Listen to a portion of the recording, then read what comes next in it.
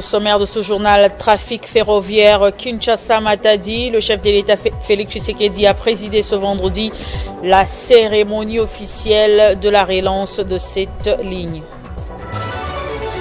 Et puis votre chaîne Télé 50 était à Brazzaville ce vendredi où le ministère de la Communication et Médias de la République du Congo a organisé un point de presse pour soutenir la candidature de Firmin Edouard Matoko à la direction générale de l'UNESCO. En sport, éliminatoire de la Coupe du Monde 2026, les Léopards de la RDC ont malmené ce vendredi à Djouba les Brick Stars du Soudan du Sud sur le score de 4-1. Avec cette victoire à l'étranger, la RDC consolide sa pole position avec 16 points. L'info, c'est l'heure sur Télé 50. Bienvenue à tous. À la une de l'actualité, le trafic ferroviaire sur la ligne emblématique Kinshasa-Matadi est enfin de retour. Le chef de l'État, Félix Tshisekedi, a présidé ce vendredi la cérémonie officielle de sa relance. Il s'agit d'une voie stratégique de 366 km suspendue à plusieurs reprises suite à la vetusté du rail et des engins.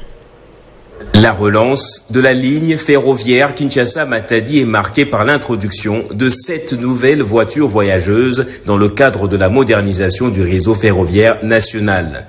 Tour à tour, le directeur général de l'ONATRA, Martin Lukusa, le ministre du portefeuille ainsi que le vice-premier ministre, ministre de Transport, Jean-Pierre Bemba, ont salué cette nouvelle ère qui voit le jour sous l'impulsion du président de la République.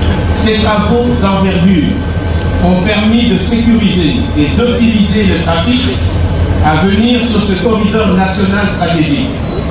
Véritable colonne vertébrale de notre économie et moteur de développement de notre pays. Excellence, Monsieur le Président de la République, chef de l'État, distingués invités. Permettez-moi aussi de saluer l'équipe dirigeante de l'ONATRA, tant le conseil d'administration que la direction générale. La ligne Kinshasa-Matadi, construite depuis le 19e siècle, reste un pilier historique du transport congolais. Invité à couper le ruban symbolique, le chef de l'État a visité les 7 wagons acquis et s'est lui-même rendu compte du confort acceptable réservé aux voyageurs. C'est une occasion de joie pour nos populations qui vont devoir se déplacer de Kinshasa à Matadi désormais dans ces nouvelles voitures de l'ONATRA, entreprise publique ou entreprise commerciale du portefeuille de l'État qui va renaître de ce centre.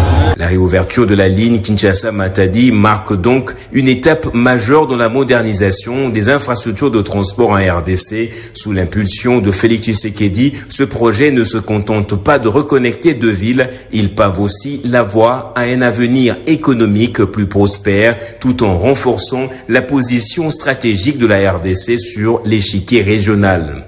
Cette ligne, entièrement réhabilitée par l'ONATRA grâce à des fonds de la redevance logistique terrestre instaurée par le gouvernement, sera ouverte au public dès la semaine prochaine.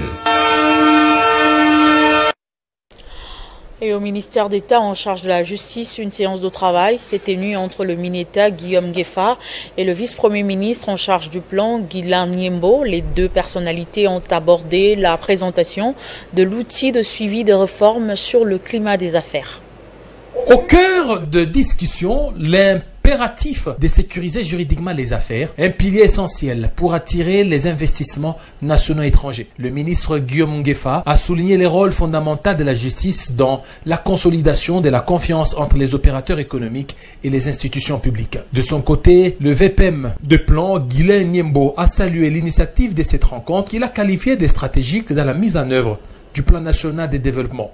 Il a rappelé que le gouvernement s'engage à créer un écosystème économique propice basé sur des règles claires, des procédures simplifiées et un cadre légal stable. Nous venons d'avoir un échange avec le ministre d'État, le ministre de la Justice sur la question des climats des affaires.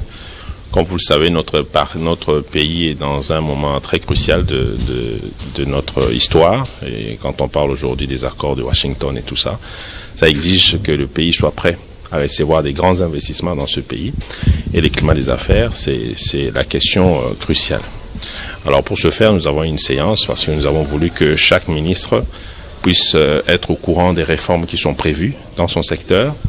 Et c'est la séance que nous avons eue. Nous avons eu le temps de présenter l'outil parce que lui-même, en tant que ministre, va devoir valider donc les actions qui sont travaillées par ses équipes. Donc il était important que je sois là, moi-même, pour aussi montrer la volonté, en tant que ministère de plan en charge du climat des affaires, et que les secteurs privés qui nous suivent puissent aussi voir combien nous sommes mobilisés en tant que gouvernement. Les deux personnalités ont convenu de renforcer la concertation entre le ministère du Plan, de la Justice et des Finances, le ministère du Plan. Et cette rencontre témoigne d'une volonté politique affirmée de faire de la RDC une destination économique fiable et compétitive. Elle ouvre la voie à une série d'initiatives coordonnées visant à bâtir un climat des affaires fondé sur la justice, la transparence et la sécurité juridique. Lutte contre les antivaleurs et les déguerpissements abusifs, le ministre d'État en charge de la justice, Guillaume Gueffa, a, dans ses réformes, lancé une campagne contre ce fléau qui gangrène la société congolaise. Après plusieurs mois d'incertitude et de silence imposé, l'entreprise Congo Diao a officiellement repris ses activités grâce à une justice qui renaît de ses cendres. Après sa réinstallation suite à une décision judiciaire annulant les déguerpissements abusifs dont a été victime l'entreprise Congo Diao, et ceci grâce aux autorités judiciaires politiques et le respect de l'état de droit à tous les niveaux. Les gens qui étaient en conflit avec nous, ils étaient déjà déguerpis le même jour. Là, on était descendu dans cette parcelle. Il se fait que dans la parcelle, il y avait des locataires, des investisseurs indiens qui louaient la parcelle à nos adversaires. Alors nous, on ne voulait pas assez que nous puissions, tellement qu'ils ont beaucoup de choses, les dépôts, tous les dépôts, les 3 dépôts dans la parcelle sont pleins. On ne voulait pas jeter leurs histoires dehors parce qu'on ne voulait pas que ces investisseurs subissent ce que nous on avait subi. Implanté depuis plusieurs années dans la commune de Limete, quartier Kingabwa, Congo Diao, spécialisé en logistique, transport terrestre et fluvial, la direction de l'entreprise est venue par bonne foi et sur instruction du parquet permettre la récupération des biens laissés par les locataires qui occupaient illégalement sa concession. On a constaté qu'ils sont fatigués, ils sont partis au parquet pour demander à ce que nous puissions autoriser, à ce qu'ils puissent prendre leur histoire. Et on a autorisé ça, qu'ils puissent prendre calmement les histoires, qu'ils protègent leurs investissements. C'est le Congo qui en profite.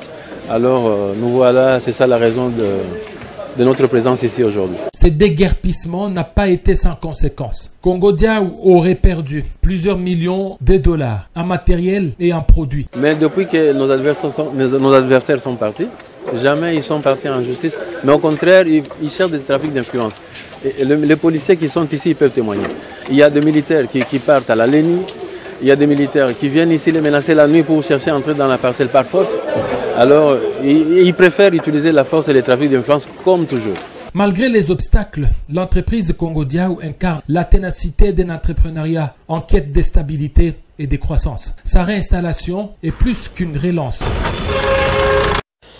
Dans l'actualité également, le vice-premier ministre, ministre de l'économie nationale, Daniel Mukoko, salue les résultats des contrôles économiques dans la lutte contre les abus du marché. Cette réforme inédite est le fruit d'une meilleure coordination des opérations de contrôle. Communiqué de presse. Le vice-premier ministre, ministre de l'économie nationale, salue les résultats de contrôle économique dans la lutte contre les abus du marché. Le vice-premier ministre, ministre de l'économie nationale, note avec intérêt les résultats encourageants obtenus à titre d'amende transactionnelle relative aux infractions à la législation sur les prix et la concurrence, fruit des efforts conjoints des services de contrôle économique et la commission de la concurrence. À la date du 30 juin 2025, le niveau des réalisations s'élève à plus de 5 milliards de francs congolais, soit près de 7 fois plus qu'en 2024 et plus de 16 fois les niveaux de 2023. Ces résultats équivaut à 57,41%, un taux de réalisation inédit qui traduit une avancée majeure en la matière. Cette performance inédite est le fruit d'une meilleure coordination des opérations de contrôle appuyée par une méthodologie qui privilégie la compétence tout en s'inscrivant dans une lutte résolue contre les antivaleurs, notamment la corruption, qui fragilise l'efficacité de l'action publique. Le vice-premier ministre, ministre de l'économie nationale, salue à cet égard l'engagement constant des inspecteurs du ministère ainsi que des agents de la commission de la concurrence dont le professionnalisme et la rigueur ont rendu possible ces résultats. Il les encourage à poursuivre sur cette lancée afin de garantir le respect de la législation économique et de protéger durablement le pouvoir d'achat des ménages congolais. Le cabinet du vice-premier ministre, ministre de l'économie nationale. Restauration des forêts déboisées en RDC, le sujet était au centre des échanges entre la ministre déléguée en charge de la nouvelle économie du climat, Arlette Bahatitito, et le PDG de la société suisse Triglobal spécialisée dans la restauration des forêts. Les détails dans cet élément. La ministre déléguée de l'Environnement en charge de la nouvelle économie du climat, Madame Arlette Bahatitito, fait de la restauration des forêts déboisées son cheval de bataille. C'est dans ce cadre qu'elle a reçu le mercredi 3 septembre dans son bureau de travail le responsable de Triglobal, une société suisse spécialisée dans la restauration des forêts. Quelques sites ont été déjà identifiés en prévision de ce travail. Ce projet sera lancé dès le début de l'année 2026 par la province du Kwilu, comme l'a confirmé le PDG de l'entreprise suisse au sortir de l'audience. Grégory Hiss a salué l'intérêt que la ministre déléguée accorde aux questions de l'environnement et à l'économie de carbone en République démocratique du Congo. Nous sommes au début en RDC. On a travaillé en plusieurs pays en Afrique, en Asie, en Moyen-Orient. Mais nous sommes en train de démarrer ce partenariat. Heureusement, au niveau de développement économique rural, même aussi sur les marchés des crédits de carbone, parce que la RDC a un grand potentiel pour être une leader du monde dans le secteur de carbone. Par ailleurs, la ministre déléguée Arlette Bahatitito a échangé avec une équipe de professeurs de l'université de Kinshasa. Ces hommes de science veulent contribuer aux solutions en ce qui concerne la gestion des déchets plastiques afin de lutter efficacement contre les réchauffements climatiques. Quelques propositions concrètes ont été faites à la ministre déléguée. Et pour avoir eu à présider la grande commission environnement du Sénat depuis le début de cette législature à la Chambre haute du Parlement, l'élu de Kinshasa a également accordé une audience aux membres de la dite commission qui lui ont promis un accompagnement pour la réussite de la mission lui confiée par le chef de l'État dans ce secteur. Je l'annonçais au sommaire, votre chaîne Télé 50 était à Brazzaville ce vendredi où le ministère de la Communication et Médias de la République du Congo a organisé un point de presse pour soutenir la candidature de Firmin Edouard Matoko à la direction générale de l'UNESCO. Les enjeux sont grands et le Congo compte se battre jusqu'au dernier souffle pour accéder à ce poste. Le patron de l'espace 50, Jean-Marie Kassamba, Christopher Ochokoum et Glody Matula ont fait le déplacement. Thierry Mungala, ministre de la Communication et Médias, porte-parole du gouvernement, ainsi que la conseillère du président de la République, chef du département de la Communication et Médias, Claudia Sassou, étaient face à la presse ce vendredi dans une des tours jumelles d'Hilton Ampila. Le choix du Congo, le choix de l'expérience, Brazzaville s'assume et est déterminé à hisser un des siens à la tête d'une des plus importantes organisations des Nations Unies, l'UNESCO. Firmin Edouard Matoko, 70 ans l'été prochain, a une carrière longue comme le bras dans cette organisation qu'il intègre au départ comme expert en éducation. En avril 2025, quand il décide de se consacrer à sa campagne, il est sous-directeur général en charge de la priorité Afrique et des relations extérieures. C'est en pleine tempête qu'il tente de briguer ce poste. Est-ce qu'on devrait s'attendre à quelques réformes de la part du candidat Firmin Edouard Matoko une fois élu? Bien, il continuera vraiment sur les valeurs de l'UNESCO et donc se séparer des États-Unis. Et le gouvernement congolais pense justement qu'il s'agit de l'homme de la situation. Nous pensons que notre candidat dispose de l'expérience et de la maison, de l'expertise et des capacités de négociation qui vont permettre de maintenir à flot l'UNESCO dans ce moment de tempête. Rien ne pourra stopper l'ambition congolaise, même pas la France, qui semble déjà avoir pris parti pour un adversaire. Le poids de la France dans le choix, notamment des secrétaires généraux de l'UNESCO, est très compté. Est-ce que vous avez des espoirs des avancées que cette fois-ci? Thierry Mungala est clair, la France et le Congo, c'est une voix chacune parmi les 58 votants. Le Congo est un pays ami, même si la France est libre de ses engagements diplomatiques. Bien entendu, on ne revient pas là-dessus.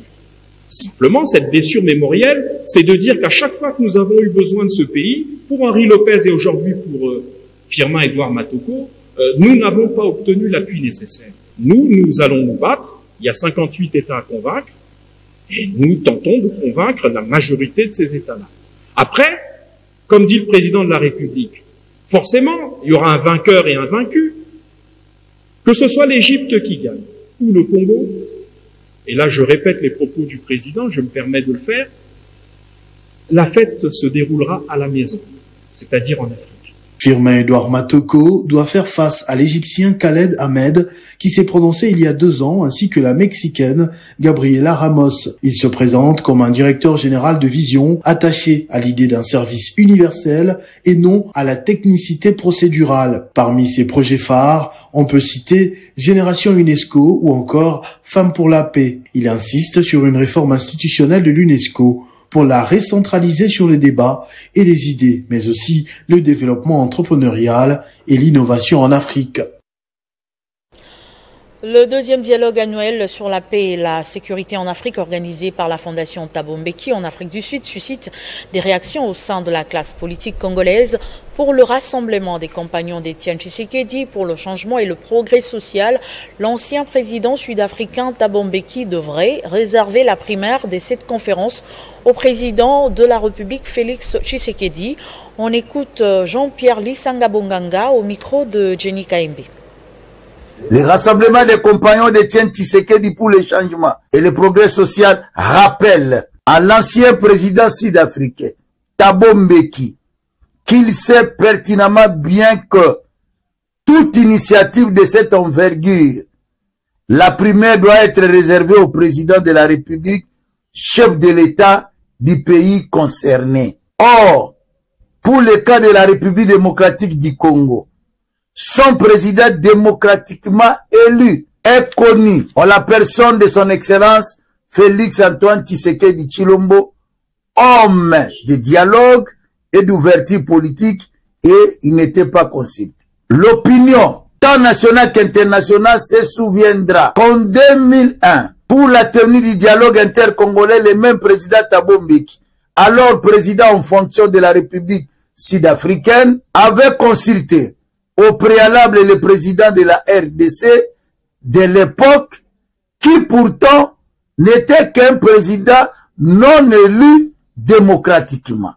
À cet égard, les RCT-CPS étant ni invités, ni intéressés, se rangent derrière la position responsable et inéquivoque du président de la République, son Excellence, Félix Antoine Tshisekedi Tshilombo, selon laquelle la RDC n'est pas concernée par cette initiative du président Thabo Mbeki et de sa fondation.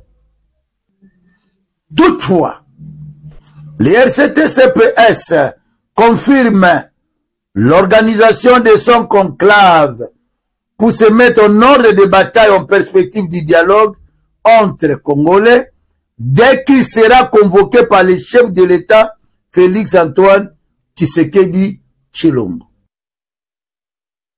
La ville de Kinshasa a été retenue comme une ville pilote pour la mise en œuvre de l'ambitieux programme du gouvernement central visant la professionnalisation et la formalisation des activités et métiers informels.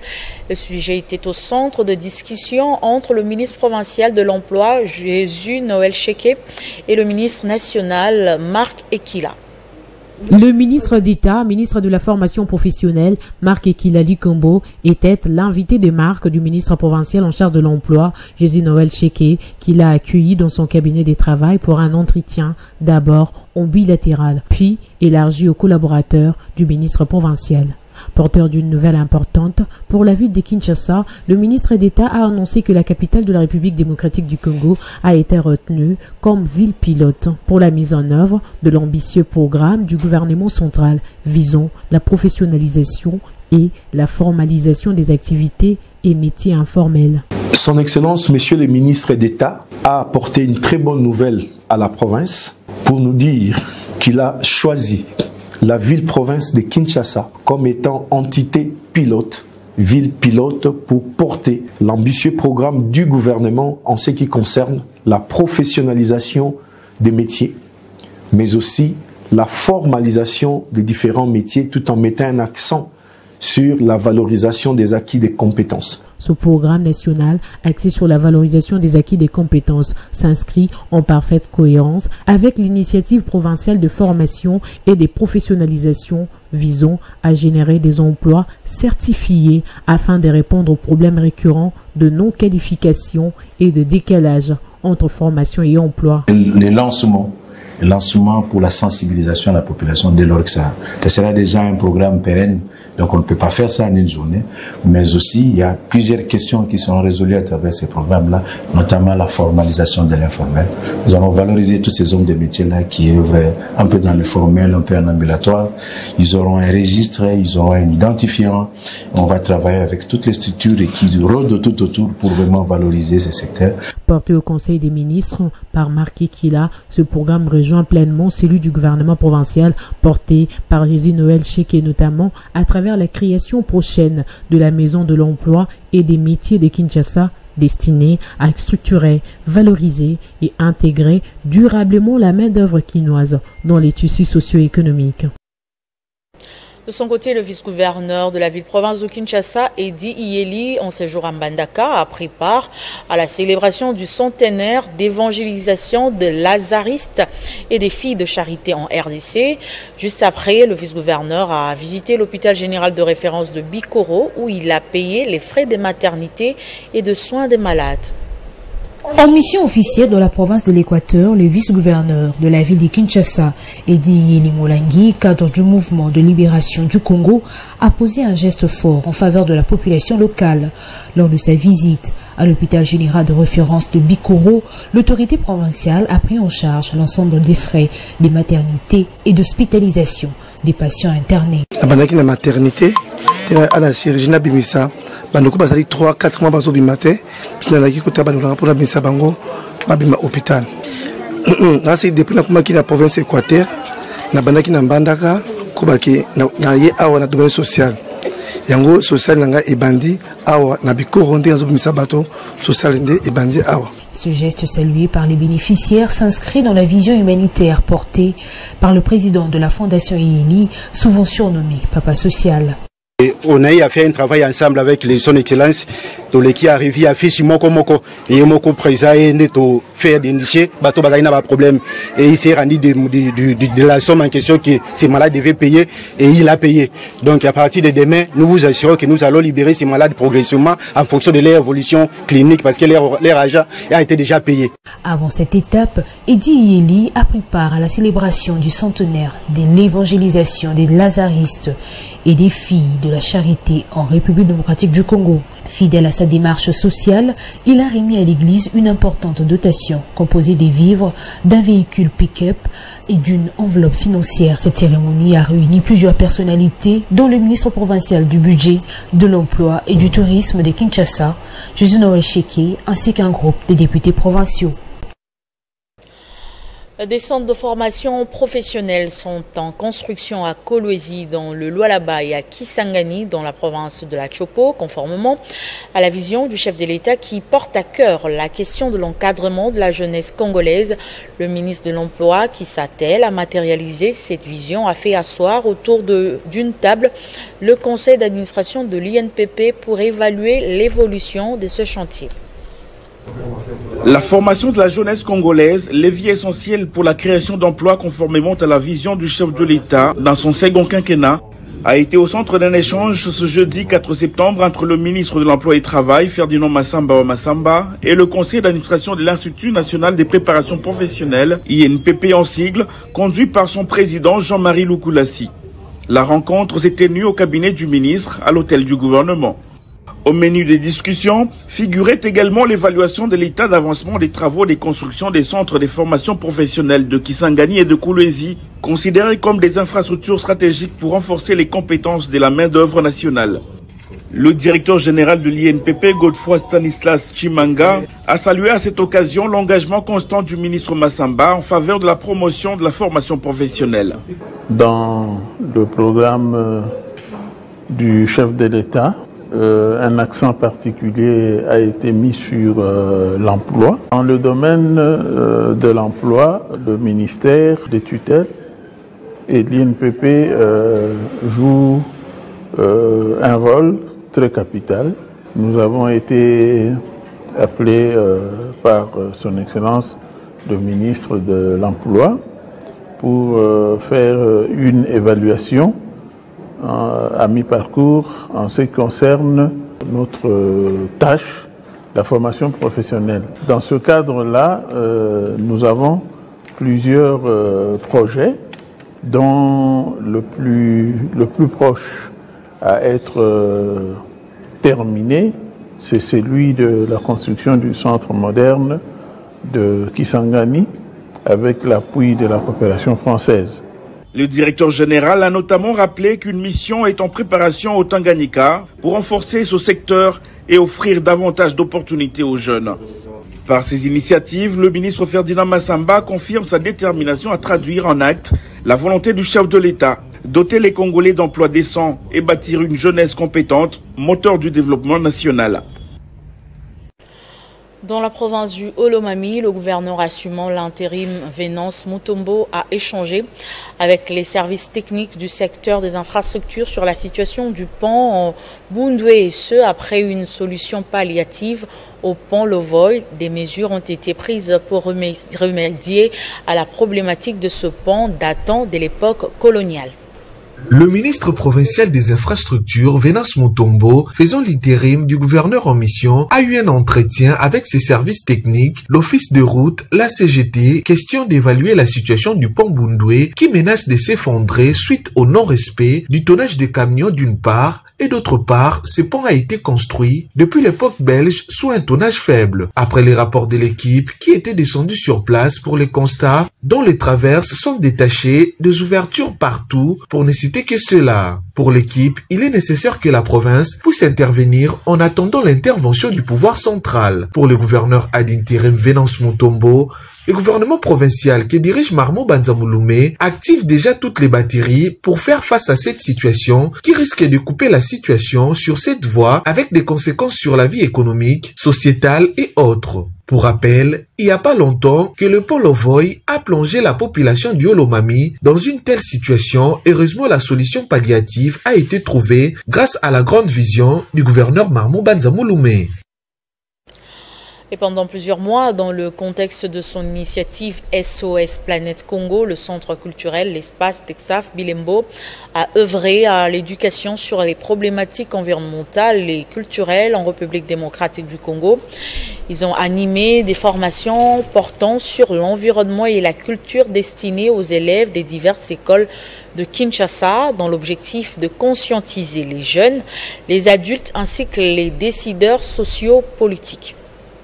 Suite à plusieurs jours des formations et d'ateliers dédiés aux élèves et enseignants, place à présent à la création d'un coin vert dans différentes écoles de Kinshasa, notamment au collège John Mabwidi. L'objectif est d'améliorer l'esthétique du cadre environnant tout en encourageant la biodiversité, attirant ainsi papillons, libellules et autres insectes bénéfiques. Bon, je tiens à remercier, comme j'ai toujours remercié depuis longtemps, la Fondation Roi Baudouin, parce que grâce à cette fondation, j'ai appris plusieurs choses dont j'ignorais et en nous montrant comment assainir notre ville, je peux dire, c'est déjà participer au développement de notre pays. Ils nous ont vraiment beaucoup renforcé sur la connaissance de nos forêts vertes et aussi sur nos ancêtres. Le projet SOS Planète Congo, lancé par l'espace Texaf Bilembo avec l'appui de la Fondation Roi Baudouin pour la protection et la mise en valeur du patrimoine national et culturel de la RDC, est apprécié par les dirigeants d'établissements scolaires car il participe au développement de la République démocratique du Congo. Je remercie la Fondation Roi Baudouin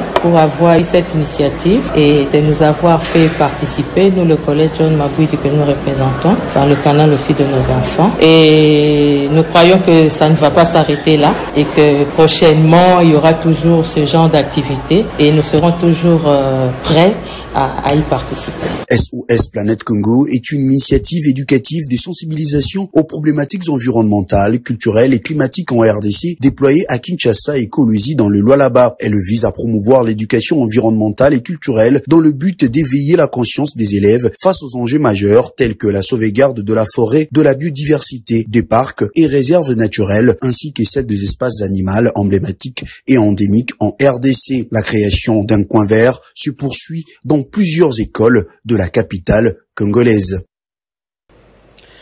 Déterminée à maximiser les recettes de la ville-province, la Direction générale des recettes de Kinshasa, sous la conduite de Gérard Kaja, a lancé ce vendredi une opération coup de poing de scellage des entreprises récalcitrantes au fixe provincial, dont certaines banques et une usine de biscuiterie.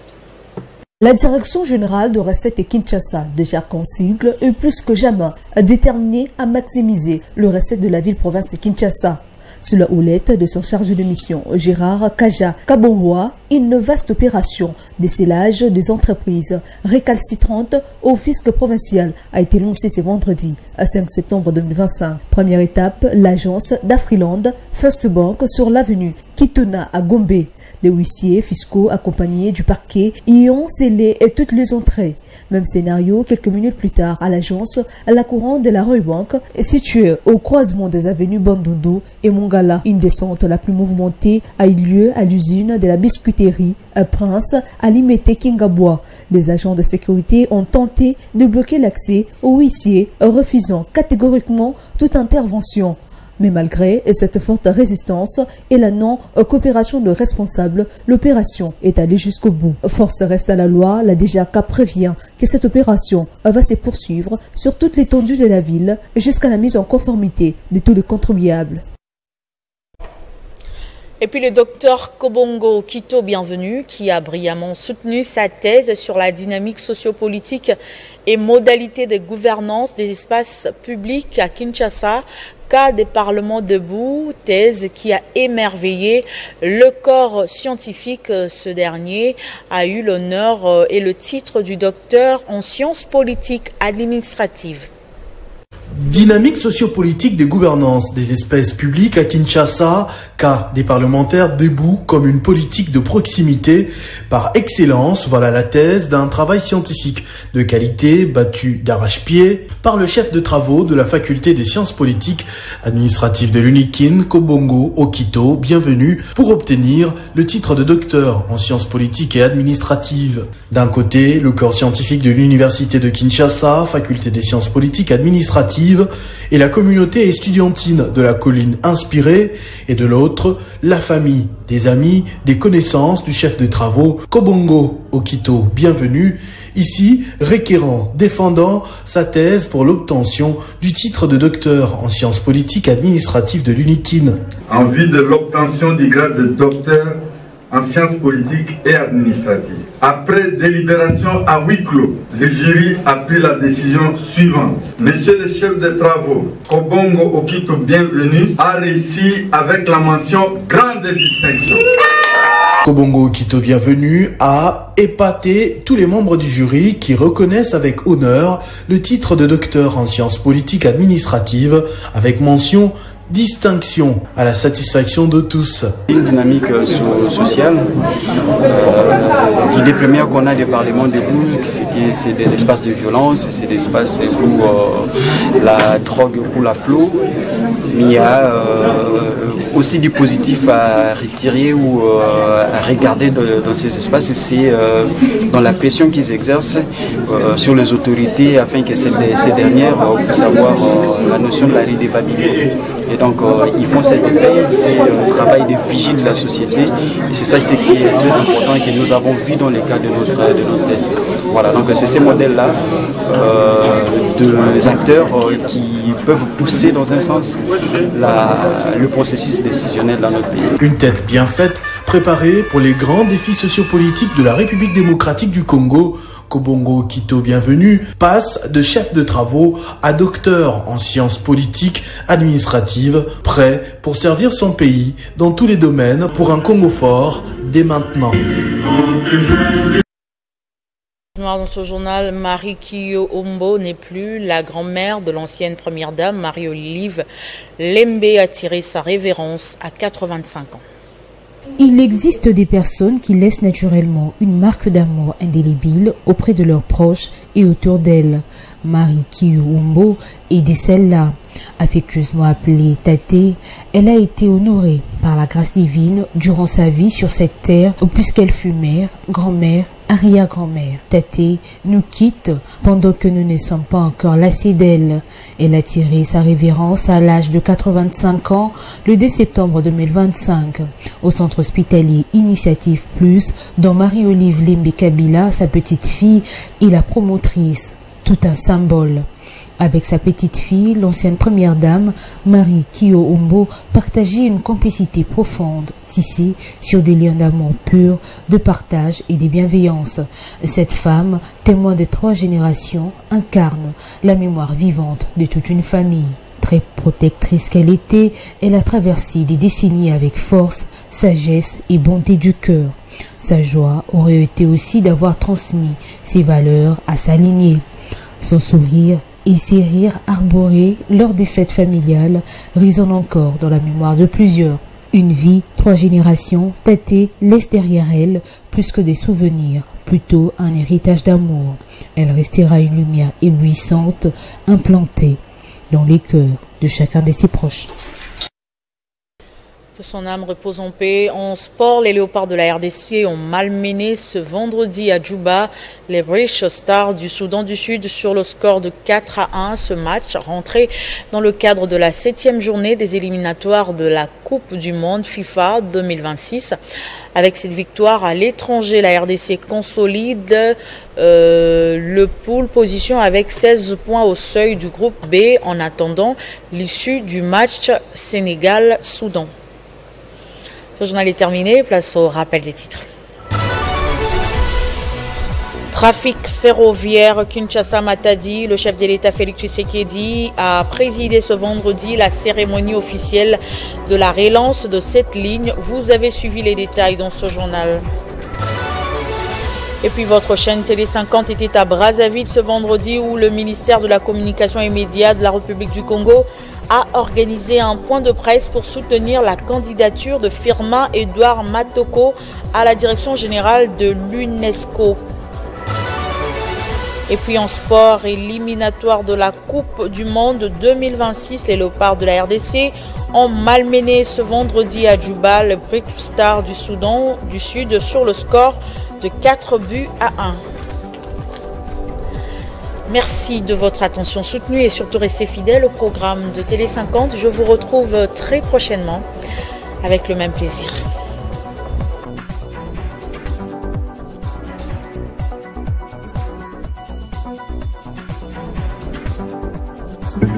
Retrouvez toute l'actualité en continu sur www.tele50.cd.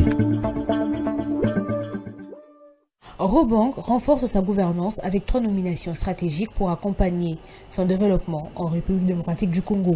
Kinshasa le 5 septembre 2025, Robank, banque leader en République démocratique du Congo, annonce la nomination de 3 nouveaux membres au sein des organes de gouvernance. Ces nominations interviennent dans la perspective de son futur plan stratégique 2026-2030 et s'inscrivent dans la volonté de la banque de structurer son organisation, de soutenir son développement et d'aligner sa gouvernance sur les meilleurs standards internationaux en matière de rigueur, d'inclusion et de performances durables. Hugues Bossala Mvemba, nommé directeur général adjoint en charge du business et du développement. Kadija Sango Keita, nommée directrice des finances. Tatiana Maresca, nommée directrice du capital humain.